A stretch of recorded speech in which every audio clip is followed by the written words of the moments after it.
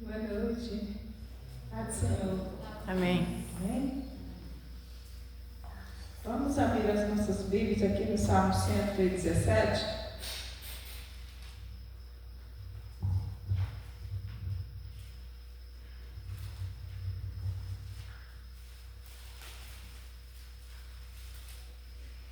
Amém? Diz assim: Louvai ao Senhor todas as nações, louvai a todos os povos, porque a sua benignidade é grande para conosco, e a verdade do Senhor dura para sempre. Louvai ao Senhor. Amém? Amém. É o que o Salmo nos convida nessa noite, é louvar o nome do Senhor, né? Louvar a majestade santa, aquele que é digno de ser louvado, de ser adorado. Porque nós sabemos que não há outro Deus, não há outro Senhor que é digno de ser louvado, que é digno de ser adorado, senão o nosso Deus, né? E diz mais que Ele é benigno, né? A benignidade dele dura para sempre, né? A bondade, a benignidade do homem, o homem pode ser bom, ele pode ser benigno por um tempo, né? Mas chega uma hora que se pisar no cara, assim, não, já ajudei demais, já foi bom demais, né? Aí ele começa a mostrar as suas asas, né? E dizer, não, agora chega. Mas o Senhor não, o Senhor é ao contrário. O Senhor diz que é para sempre, né? É para sempre. Então esse Senhor que é tão bom, que é tão generoso, que é tão gracioso, para com o homem, deve ser adorado, deve ser bendizido para todo sempre. Amém? Vamos orar ao Senhor nesse instante. Sabemos que aquele se faz presente entre nós. Apesar de nós não temos essa condição de nós mesmos, de poder entrar na presença do Senhor, se não for pela sua bondade, se não for pela sua graça, se não for por meio do nome do nosso Senhor e Salvador Jesus Cristo, né? De nós mesmos nós não temos essa capacidade. E sabemos que aquele se faz presente entre nós. Então vamos falar com o nosso Deus nessa noite. Cada um de nós aqui temos motivos e razões para falar com Ele. Só de estarmos aqui nessa noite reunidos, né? Onde poderíamos estar em qualquer outro lugar, nós estamos aqui reunidos. Isso é um motivo grandioso de poder adorar o Senhor, né? Falar com Ele nessa noite. Cada um, gente, pode estar assim abrindo a sua boca, falando com Deus. Não esperar pelo seu vizinho do lado, né? Para falar com Deus. Mas que cada um possa abrir a sua boca e falar com o Senhor. Porque assim, se a gente estivesse aqui para falar com um juiz, ou falar com um médico, falar com alguma pessoa assim, digamos que importante, a gente não ia esperar pelo outro, né? Quando chegasse a nossa vez, a gente ia lá e falava, né? Não, eu estou precisando disso. Não, olha, eu quero agradecer por aquilo. Não, olha, enfim, a gente ia colocar as nossas situações diante daquela pessoa, porque a gente estava lá para falar com ele, né?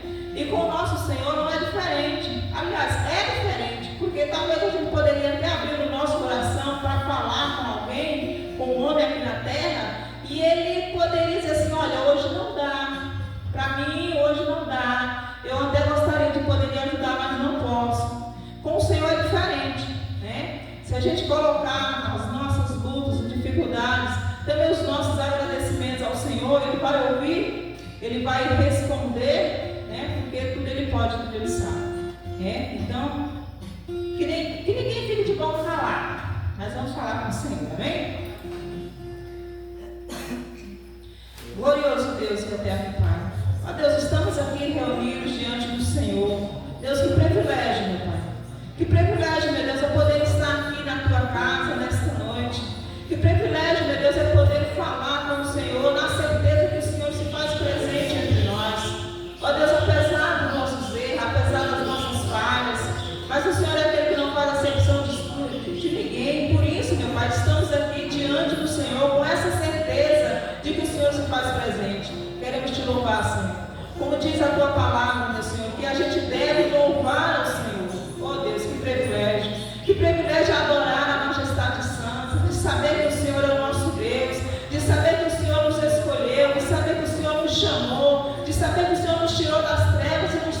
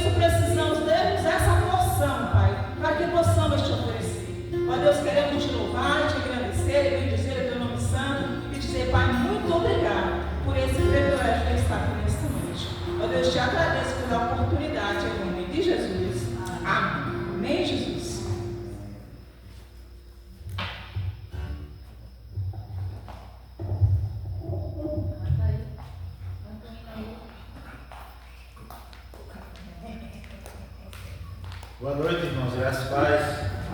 Amém. Vamos ficar de pé para adorarmos ao Senhor.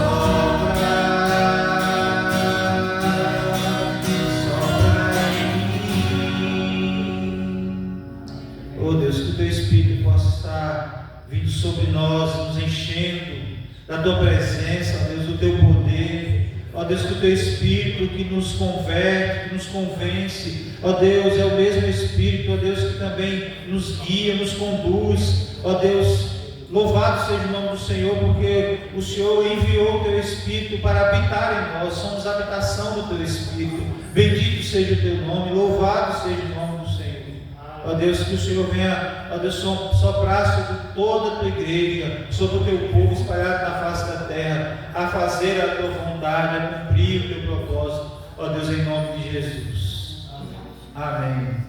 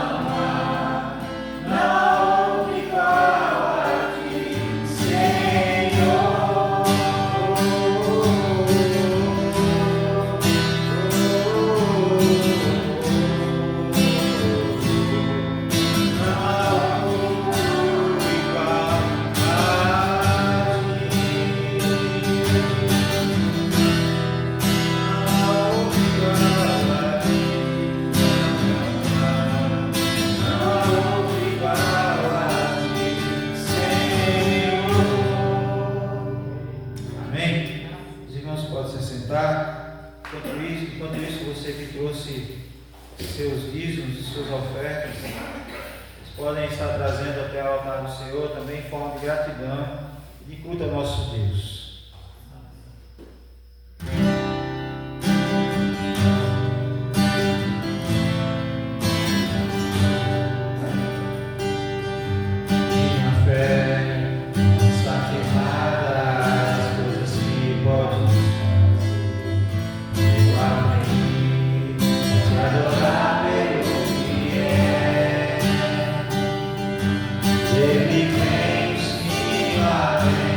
Somente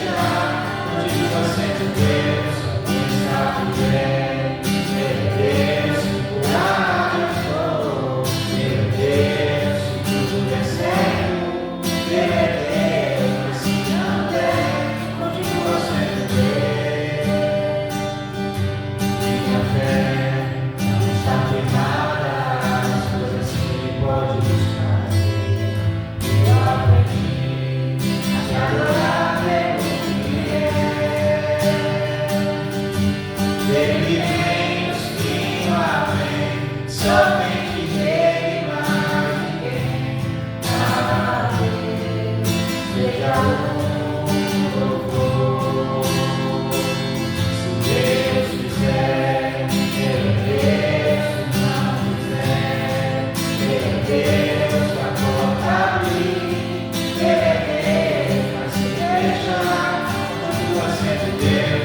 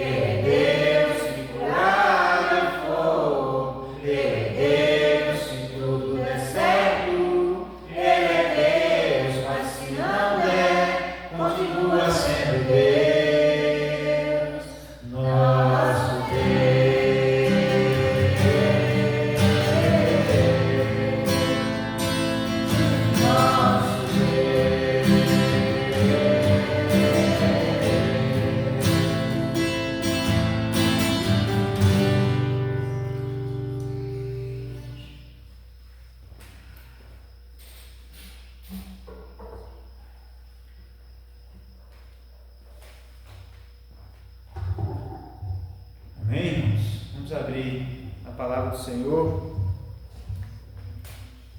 em Provérbios.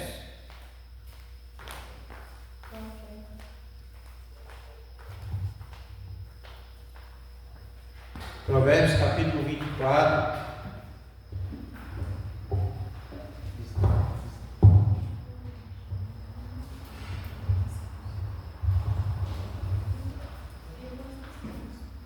Provérbios capítulo 24.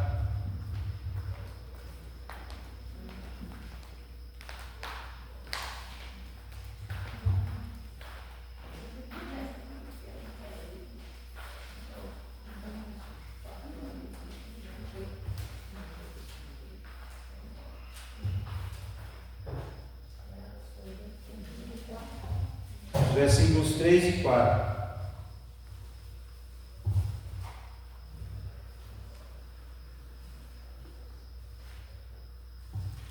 Provérbios capítulo 4, o 24, o versículos 3 e 4. Diz assim a palavra do Senhor: com a sabedoria edifica-se a casa, e com a inteligência ela se firma. Pelo conhecimento se encherão as câmeras de toda sorte de bens preciosos e deleitáveis. Amém? Vamos orar mais uma vez.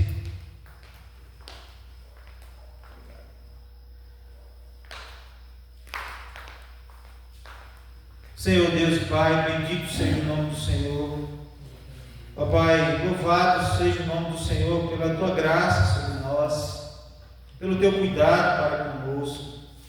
Como o Senhor tem, ó Deus, cuidado de nossas vidas e todas as áreas das nossas vidas. Louvado seja o nome do Senhor.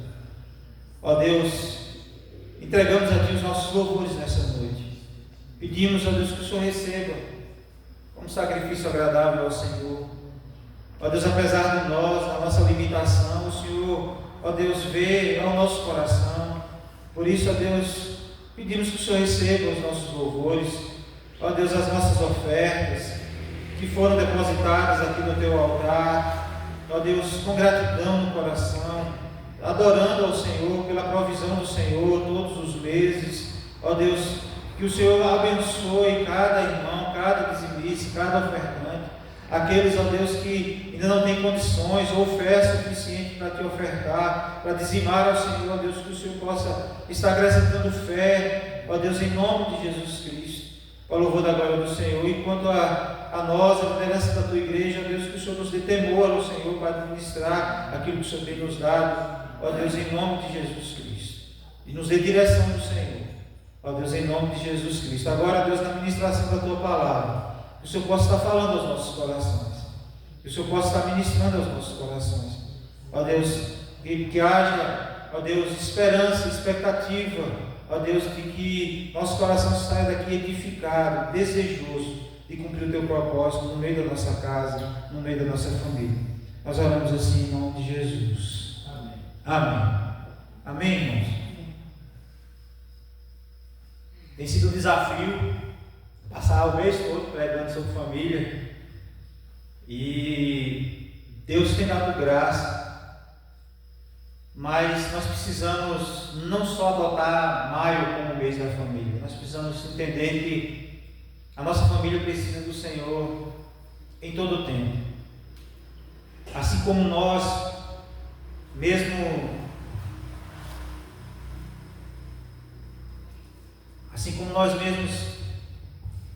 sabemos o quanto nós dependemos do Senhor, nós possamos olhar para as nossas famílias e ver e perceber também o quanto as nossas famílias dependem, precisam do Senhor. Nós estamos aqui sendo conduzidos pela sua palavra, pelo seu Espírito, mas a verdade é que grande parte das nossas famílias, elas estão distantes de Deus. E para nós tem sido um grande desafio esses dias, porque quando nós olhamos para a parte da nossa família, nós vemos o quanto elas estão afastadas do Senhor, o quanto elas precisam conhecer ao Senhor. E, irmãos, o desafio nosso porque nós é que precisamos dar o maior exemplo dentro das nossas casas, nós é que precisamos dar o maior exemplo no meio da nossa família, e é um desafio para nós. Enquanto a gente precisa depender de Deus, a gente depende de Deus em todas as áreas, mas a gente precisa ter essa consciência de que nós, de fato, precisamos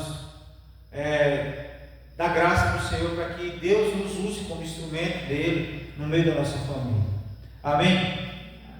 Nós vivemos um tempo em que muitas famílias elas estão fragilizadas.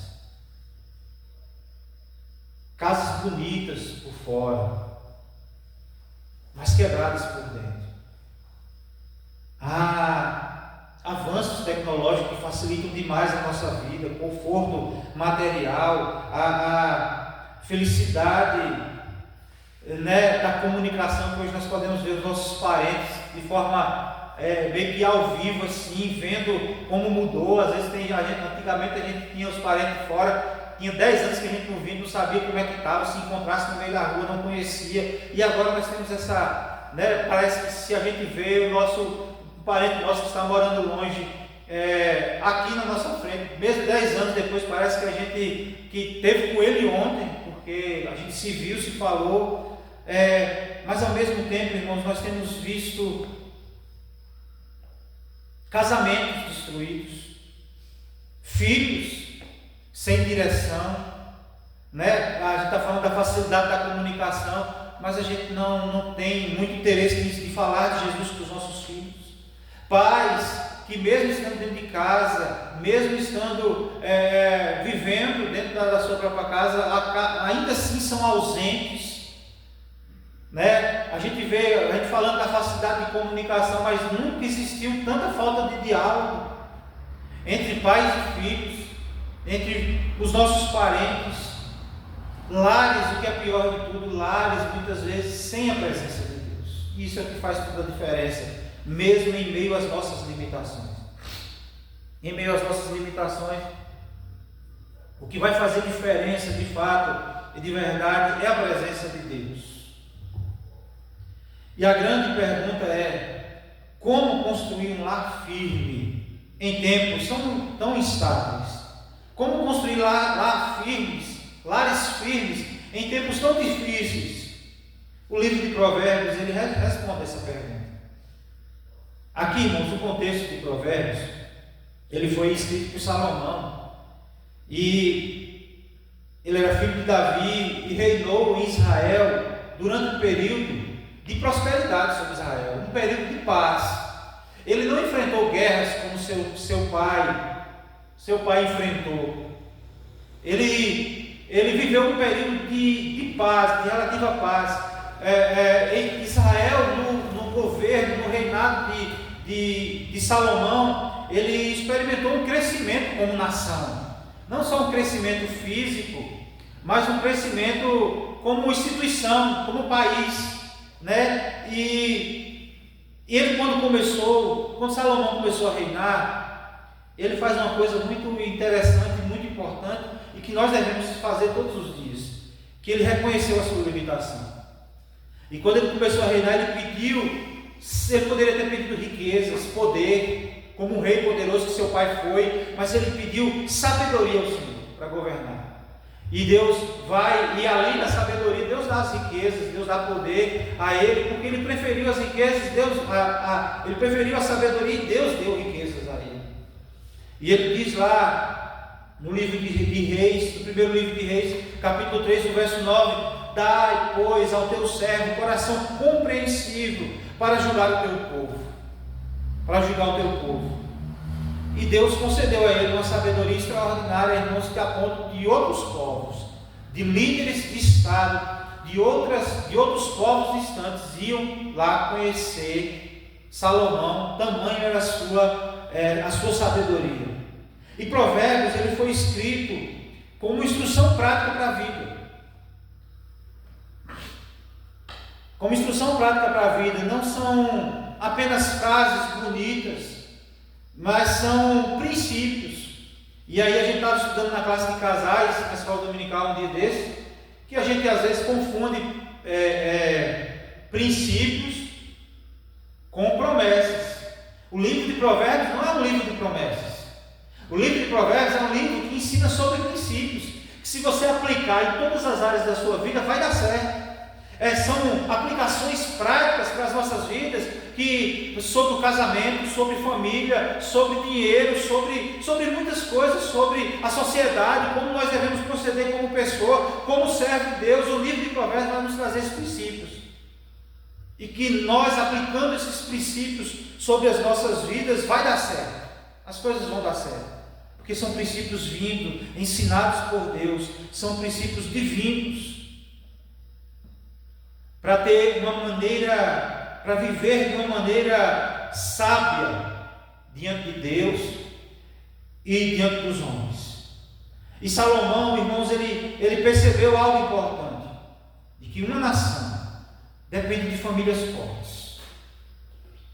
E famílias fortes dependem da sabedoria de Deus. Uma nação precisa de famílias fortes. Por isso que a família é tão atacada nos dias de hoje. Por isso que a célula madre da sociedade, quando a família vai bem, a sociedade vai bem. Mas quando a família vai sendo atacada e sendo degradada, naturalmente a sociedade começa a se degradar também. Porque é muitos os traumas que vai junto com a pessoa, porque ela é tirada de um lar e ela vai para uma sociedade e muitos traumas vão dentro dela, ela carrega muitos traumas. Uma família destruída, uma pessoa vai para a sociedade como? Qual é a visão de uma pessoa que teve os seus pais que se separaram ou que viviam em brigas? Qual é a visão que essa pessoa vai para a sociedade? Qual é a visão de casamento que ela vai ter? Ela vai ter uma visão de casamento que é algo ruim, em que sua mãe muitas vezes vivia oprimida pelo seu marido e que ela acha que ela vai, se ela arrumar um homem, ela vai ser oprimida também. Muitas vezes, muitas pessoas carregam isso. Ou sofreram tanto na vida e vai com a ideia errada e fala assim: eu sofri, mas meus filhos não vão sofrer o que eu sofri. E aí a sociedade vai se degradando também, porque uma sociedade precisa de famílias fortes. Uma família bem estruturada faz uma sociedade mais forte e mais estruturada. Mas como é que uma família pode se tornar forte e estruturada? Obedecendo a palavra de Deus, seguindo os princípios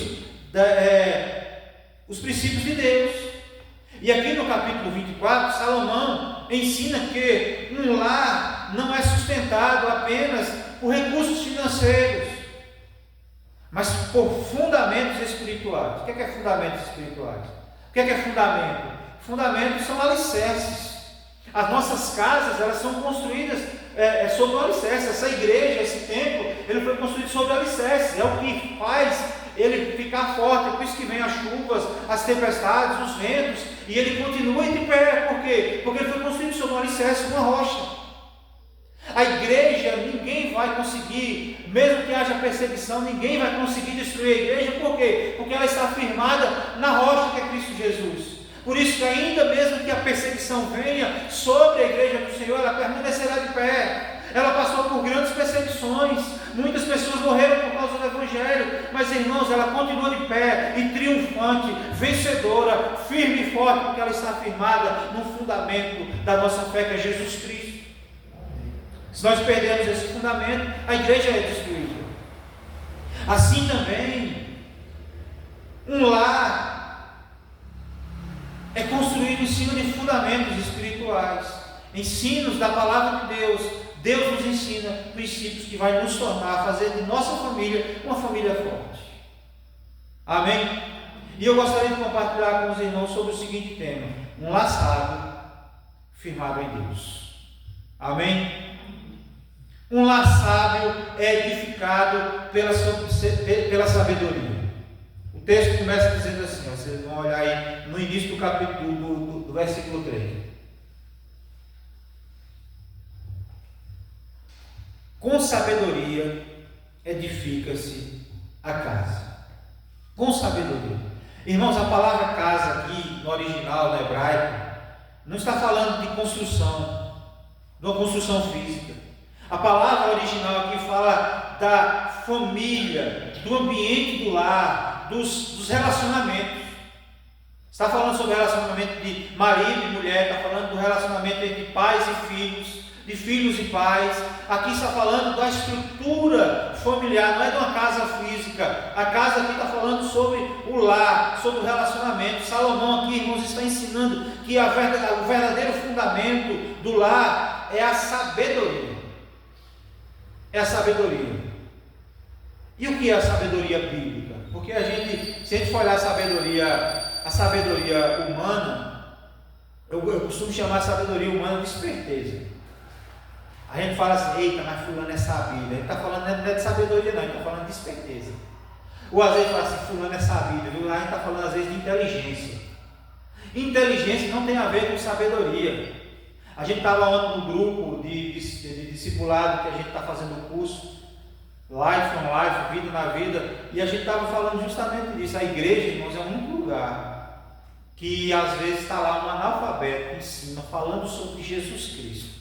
E lá na plateia tem um PhD ouvindo a palavra de Deus e sendo grandemente edificado e tendo alguma área da sua vida sendo transformada pela palavra de Deus. Porque não é a inteligência que vai fazer tanta diferença. É claro que quanto mais a gente estudar, a gente vai ter mais conhecimento da palavra de Deus. É por isso que a gente não pode ignorar essa realidade de aprender e conhecer a palavra de Deus. Porque quanto mais nós conhecemos a palavra de Deus, é que nós vai conhecer a Deus. Porque Deus se revela na sua palavra.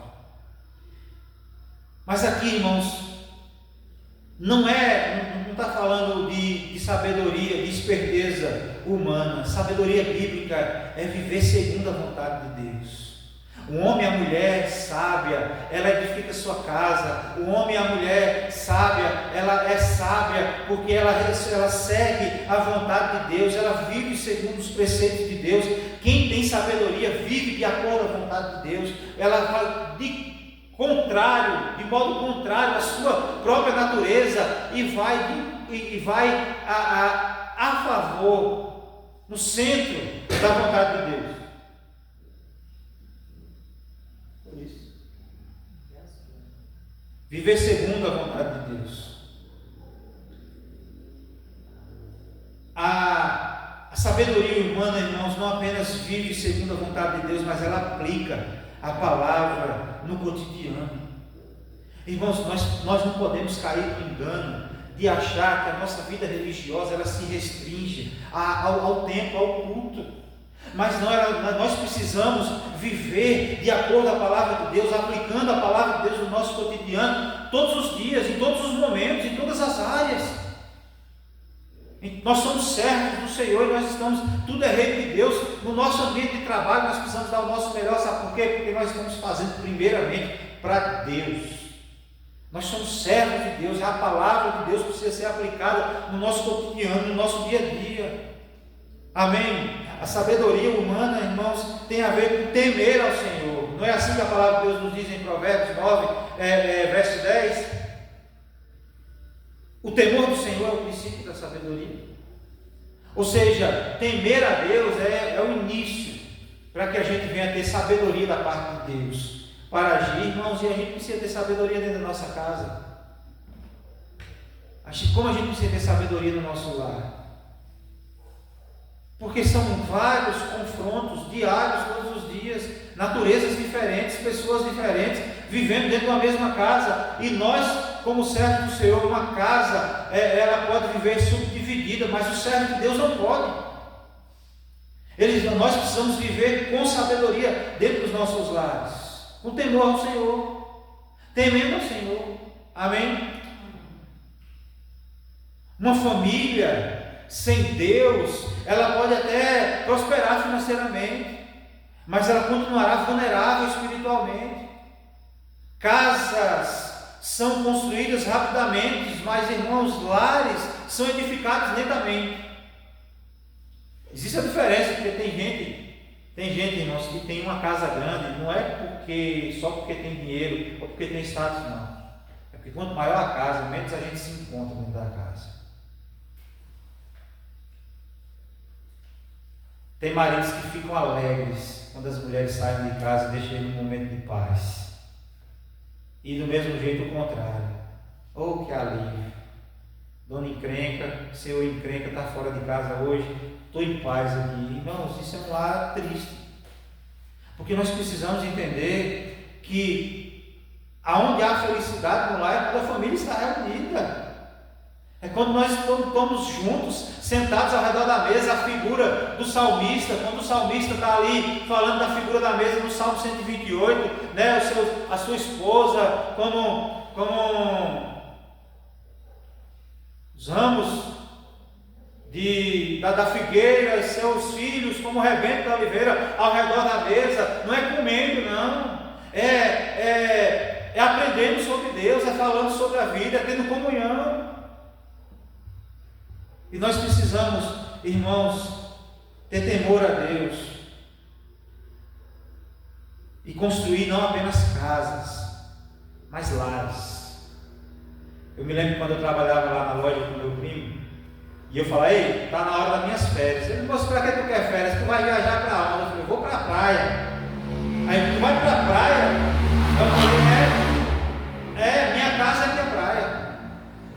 Vocês não gostam de ficar dentro de casa, mas eu gosto de ficar com minha mulher, eu gosto de ficar com os meus filhos. Poder ter um mês de férias e ficar com meus filhos dentro de casa, para mim é um privilégio. Talvez para você seja um castigo, mas para mim é um privilégio. Para muitos pode ser um castigo, mas para mim, irmãos, é um privilégio poder estar com meus filhos, poder estar com minha família. Esses dias eu fui na roça, levei a Liz e estou cometendo um crime aqui, botei a Liz para dirigir, mas dentro da roça, dentro da estrada da roça, ensinando ela a dirigir. Irmãos, isso para mim é maravilhoso. Poder falar sobre Jesus, poder ensinar princípios dentro de casa, isso é maravilhoso. Portanto, nós precisamos construir lares. O verbo aqui, edificar, no grego, o texto diz assim: com sabedoria edifica-se. Ou seja, o verbo edificar aqui, no grego, no hebraico, traz a ideia de construção contínua. Não é uma construção de um dia para o outro e que está bom, está tudo, não, mas é diariamente. É uma construção que não termina. De fato, uma casa parece que a gente não termina nunca, né? A gente que está meio, às vezes no dia dá para fazer tudo, aí faz uma parte, daqui a alguns anos vem e faz outra parte, aí aquela parte que fez primeiro já está precisando fazer de novo, aí aquela pintura, aquela coisa toda, e a gente nunca termina a reforma de uma casa. Mas aqui quando a gente está falando de lar, é mais ou menos isso. Essa construção ela não termina. Ela continua sempre. O casamento precisa ser sempre cultivado. Filhos precisam ser discipulados, ensinados o tempo todo. Relacionamentos precisam ser fortalecidos diariamente. Eu lembro de uma frase que o presbítero Gilberto falou, Eu nunca me esqueci dessa frase, simples e que eu aplico para a minha vida o tempo todo. Olha, num casamento, por causa dos nossos trejeitos, das nossas enjoadices um do outro, é como se fosse construindo uma parede entre eu e minha esposa, e todos os dias a gente tem que estar derrubando essa parede, dando os bicos nessa parede, para que, se a gente permitir, essa parede se feche. E nós, como servos do Senhor, nós não podemos permitir que os nossos relacionamentos se dividam dentro da nossa casa. Os relacionamentos precisam ser fortalecidos diariamente, é um cultivo. A gente vai lá na planta, né? Tem a irmã ali que dá polimento nas folhas, deixa as folhas brilhando.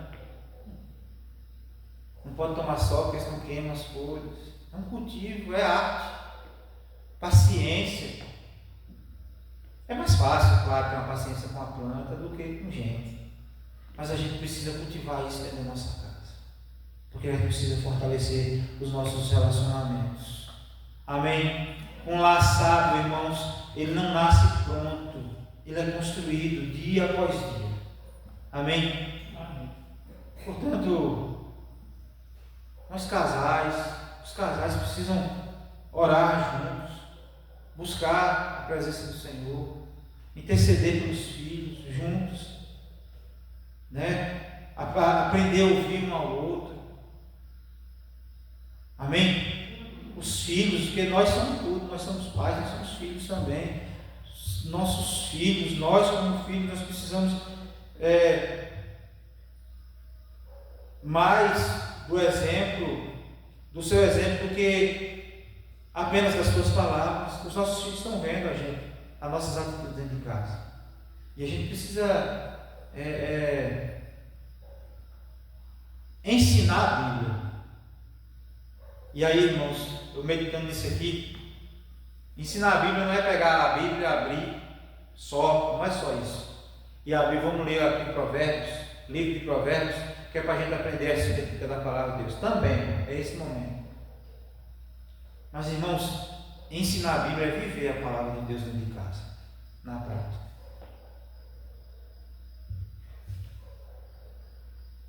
Nós não podemos correr esse risco de ser religiosos e crentes dentro da igreja só. Nós precisamos ser servos de Deus dentro da nossa casa. Já viu aquela história? O homem que morreu, a família toda sentada perto do caixão e o pastor falando só elogios do rapaz, do homem que morreu. E o menino falou: mãe, vê ali se é pai mesmo que está ali. Porque ele não sabia que o pai dele tinha tanta qualidade, ele só conseguia enxergar a tristeza do pai, porque ele não vivia a realidade do Evangelho dentro da sua casa. E aqui nós temos um grupo de pessoas que já estão com os filhos criados, outros que são filhos ainda, não constituíram famílias. Irmãos, nós precisamos levar a palavra de Deus através da nossa vida para dentro da nossa casa. As pessoas precisam olhar para nós e, no mínimo, elas respeitarem como nós, servos de Deus, e olhar para nós como exemplo de vida, para eles almejarem isso também. Isso não tem a ver com status, com questão financeira, porque às vezes o ímpio ele tem qualidades também que o crente deve ter. Na verdade, tem muitos ímpios que têm qualidades acerca de como lidar com o dinheiro mais do que certos crentes, que muitos crentes. Mas não é isso que o texto está nos ensinando. É sobre temer a Deus. É sobre levar a presença de Deus através das nossas vidas para dentro da nossa casa. Fazer com que Deus esteja no meio da nossa casa através de nós. Porque nós somos a habitação dele e onde nós estivermos, o Senhor está conosco. Amém. E isso precisa ser evidente dentro dos nossos lares. Amém? Muitas casas, irmãos, fisicamente estou falando aqui, uma ilustração, elas caem não porque faltou beleza, elas caem porque faltou fundamento. Da mesma forma, muitas famílias, elas se destroem, elas são destruídas, são divididas, não é porque faltou dinheiro, não é porque faltou uma casa física, não é porque faltou provisão, não é nada disso, é porque não foi construída sob um fundamento de sabedoria diante de Deus. Amém? Muitas casas, irmãos, fisicamente estou falando aqui, uma ilustração, elas caem não porque faltou beleza, elas caem porque faltou fundamento. Da mesma forma, muitas famílias, elas se destroem, elas são destruídas, são divididas, não é porque faltou dinheiro, não é porque faltou uma casa física, não é porque faltou provisão, não é nada disso, é porque não foi construída sob um fundamento de sabedoria diante de Deus. Amém? E Jesus ensinou em Mateus capítulo 7, 24, que ele diz: aquele que ouve estas minhas palavras e as pratica será comparado a um homem prudente que edificou a sua casa sobre a rocha. Aí vem os ventos, aí o texto lá diz, aí vem os ventos, as tempestades, e a casa não se abala, porque construiu sobre a rocha. Sem Cristo, irmãos, o lar fica vulnerável às tempestades, às ações do inimigo. Sem Cristo, um lar fica vulnerável. E nós precisamos convidar, como a gente canta, né? Entra na minha casa, entra na minha vida, entra dentro da nossa casa. Amém? Amém. Segundo lugar, o segundo ensinamento que nós aprendemos nesse texto é que um lar permanece firme pela prudência. O texto do verso 3 continua: com sabedoria edifica-se a casa e com a inteligência ela se firma. A palavra inteligência aqui, irmãos, no hebraico também pode ser entendida como discernimento ou prudência. Ou seja, não basta construir, é preciso sustentar.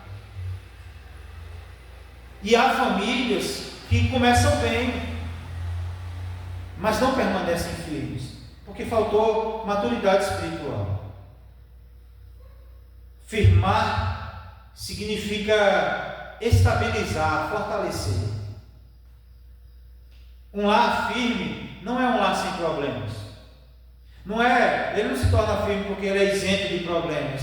Um lar é um lar que permanece unido apesar dos problemas, apesar das adversidades. Porque toda família, irmãos, enfrenta crises, tem suas diferenças, tem suas lutas financeiras. Muitas famílias passam por enfermidades, por conflitos, mas a prudência ajuda a família a atravessar essa fase sem se destruir. É tomar cuidado. E como é que a prudência ela aparece no lar? No falar. Primeira coisa, no falar. A palavra pode curar, mas ela pode ferir também. Com a mesma boca, com a mesma língua, o que é que diz lá em Tiago? Com a mesma língua, nós podemos ferir pessoas ou podemos curar pessoas. E Provérbios 15:1 diz: a resposta branda desvia o furor. Quantas vezes a gente. Mas é interessante porque na sociedade a gente tem paciência com os outros, e às vezes a gente tem dificuldade de ter paciência com nós. Passa uma pessoa na rua, bate em você, desculpa, pode passar, por favor. Aí chega com o seu parente, tá cego, Não está vendo aqui não? Não tem paciência, não tem brandura, não sei nem como é que fala essa palavra, não tem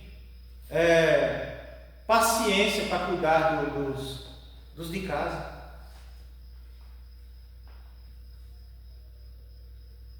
A prudência ela aparece também, irmãos, em segundo lugar, no perdão. Famílias fortes não são famílias perfeitas, mas famílias que aprenderam a perdoar uns aos outros. Por várias vezes a gente acaba decepcionando, eu acabo decepcionando a Amanda, e por várias vezes a Amanda acaba me decepcionando. E por muitas vezes, para tentar consertar, eu pensava, era assim, como é que eu vou fazer para consertar? Eu errei, eu preciso pedir perdão. Ela falhou comigo, eu preciso perdoar. Porque, irmãos, nós precisamos perdoar. Nas decisões, muitas famílias, irmãos, sofrem porque tomam decisões sem oração, sem direção bíblica. Faz as coisas no rompante, depois vai pagar o preço.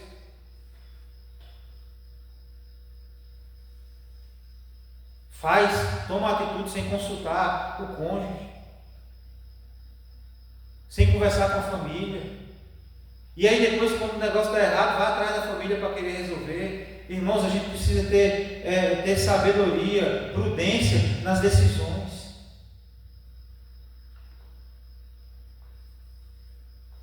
Desde quando eu casei, uma coisa que eu mais Amanda aprendemos: não vamos dormir brigados.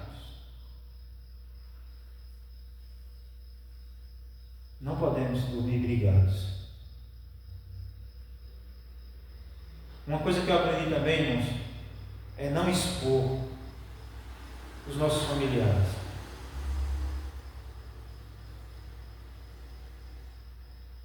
É por isso que quando a gente expõe os nossos familiares, os defeitos da nossa família, a gente está abrindo porta para os outros entrar na nossa família.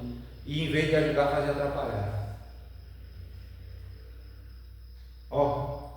Mas o meu povo não escuta essa pregação.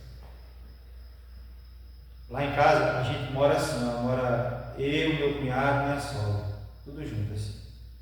Um quintal, por muito tempo, foi um só. Hoje eu separei meu quintal, mas assim mesmo é aberto. Tem uma porta lá que todo mundo transita dentro dos quintais, todo mundo tem acesso aos quintais. A hora que eu quiser ir para casa da minha sogra pelo fundo do quintal, a minha sogra também aparece lá em casa. Mas eu sempre disse, minha sogra e meu sogro, eu sempre disse, existe um muro espiritual aqui, que meu sogro, minha sogra, meus cunhados, eles não passam.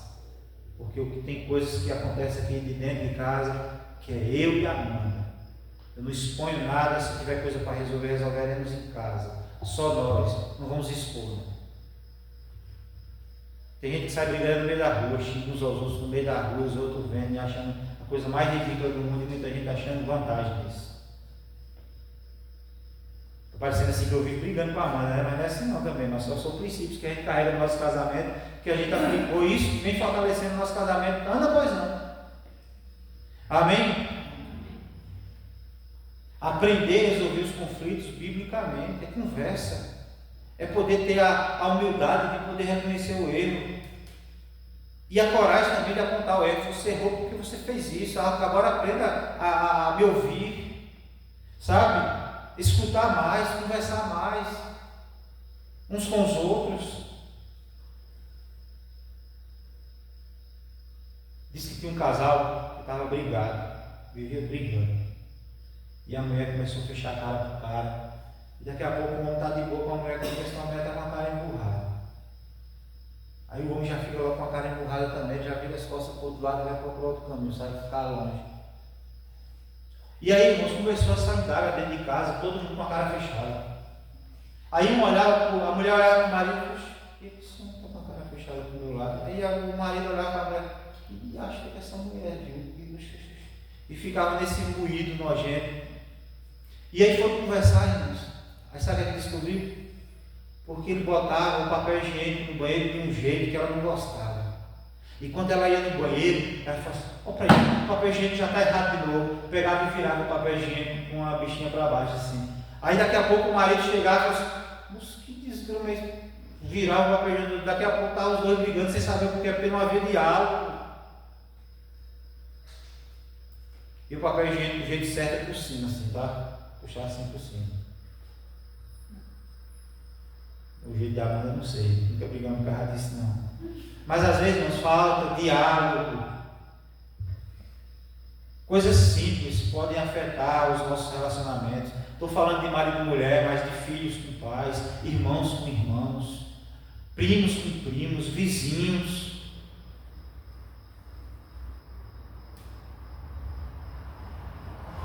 Hoje os lares estão cheios de aparelhos, cheios de WhatsApp, mas vazios de comunhão. Irmãos, um lar firme, ele depende da ação do Espírito. Não existe casamento forte sem a graça de Deus. Não existe pais perfeitos sem dependência de Deus. Não existe filhos obedientes sem dependência do Senhor. Amém? E por último, irmãos, um lar, hoje eu demorei. Um lar é enriquecido pelo conhecimento de Deus.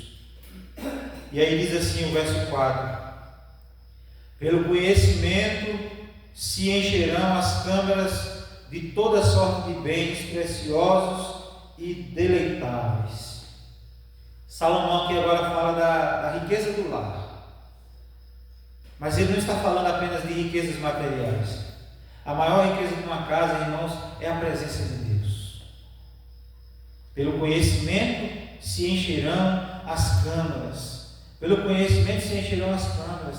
Irmãos, é a presença de Deus.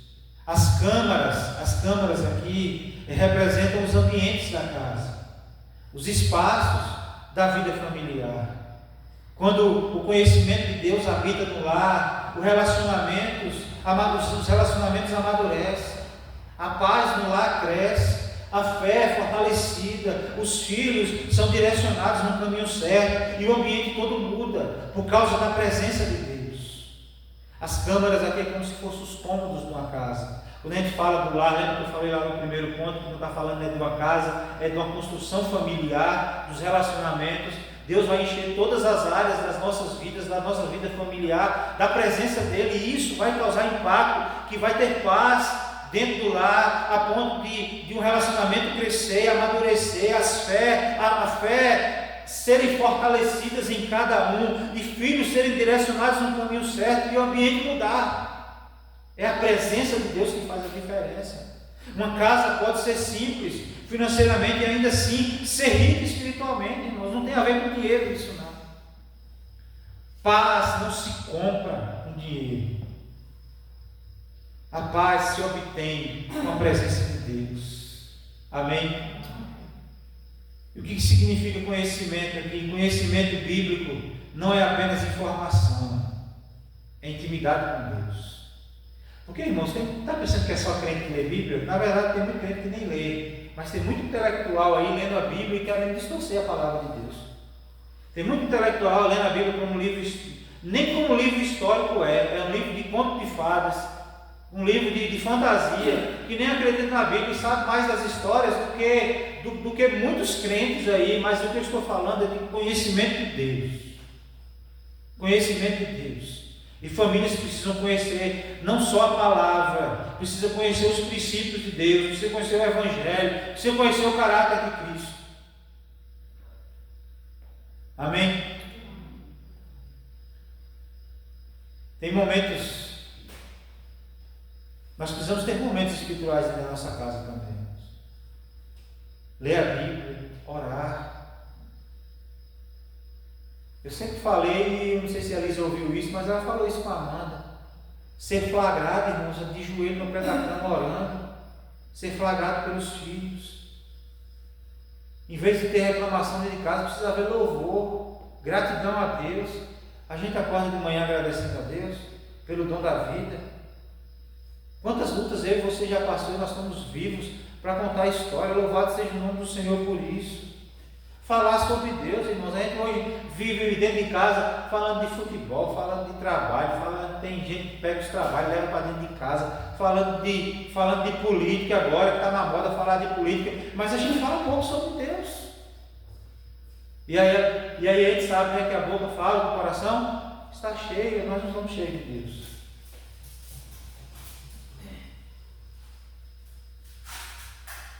A gente precisa dar direção às nossas famílias e buscar a presença de Deus na nossa família. Sabe por quê, irmãos?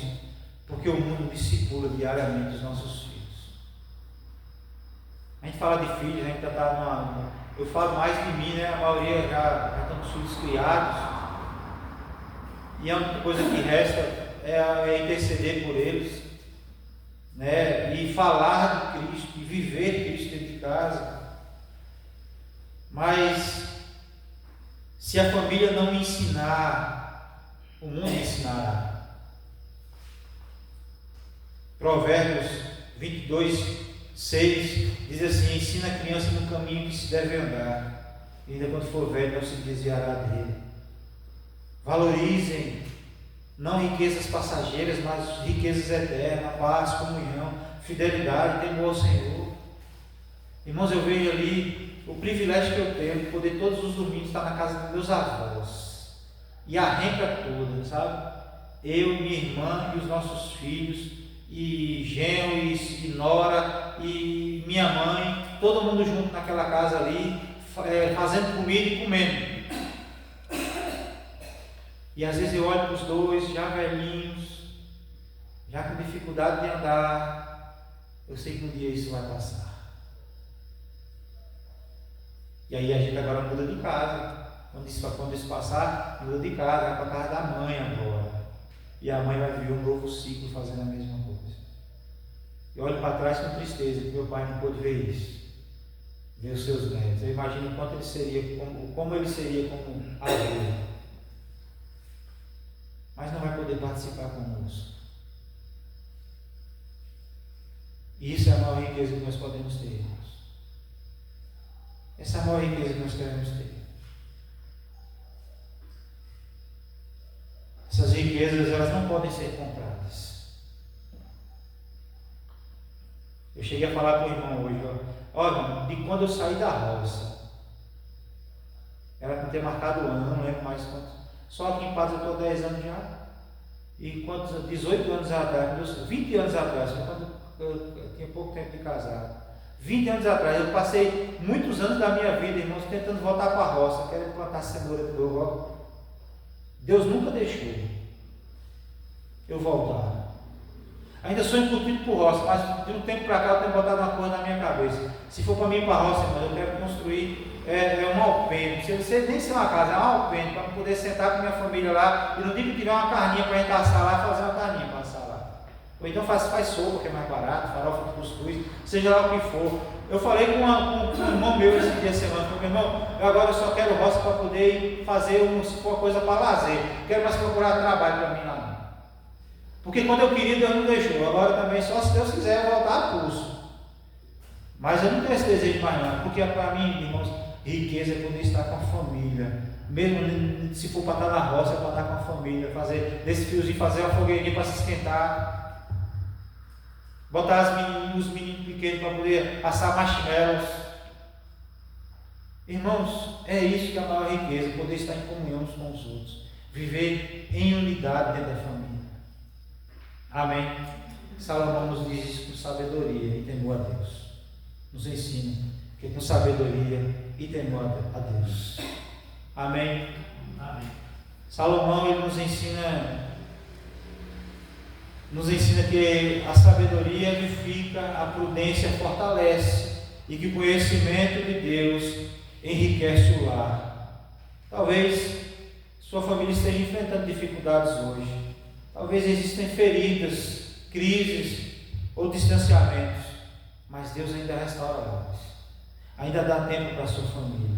Amém? O Senhor pode reconstruir relacionamentos, restaurar casamentos, aproximar pais a filhos, trazer vida espiritual no lar, que é o principal. Tem coisas que nem vale a pena mais voltar atrás no passado. Mas Deus pode fazer tudo na nossa casa, com a vida que nós temos hoje. Amém? Pergunta que eu quero deixar para os irmãos: o que tem governado a sua casa? Cristo realmente é o centro do nosso lar? A nossa família está sendo edificada pela sabedoria de Deus? Em Salmo 127, ele diz assim: se o Senhor não edificar a casa, em vão trabalham os que edificam. Uma frase aqui, irmãos: uma família firmada em Deus, ela pode enfrentar tempestades, mas jamais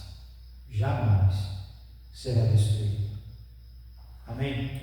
Vamos orar.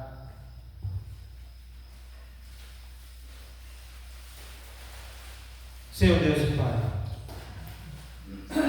bendito seja o nome do Senhor. A tua palavra diz que temor do Senhor é o princípio da sabedoria. Ó Deus, essa palavra do Senhor me ensina que a sabedoria edifica um lar.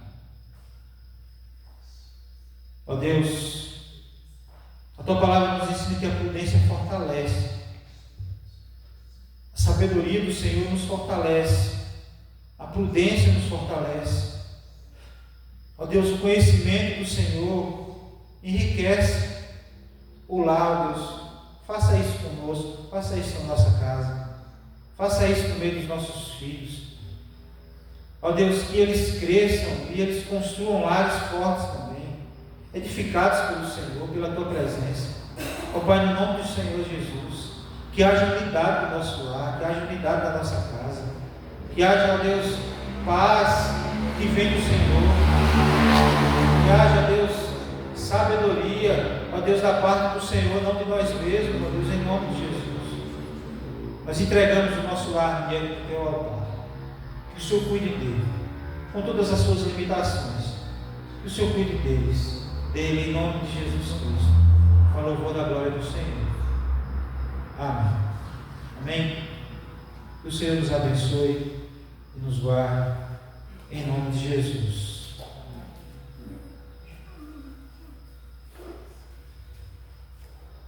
Só justificar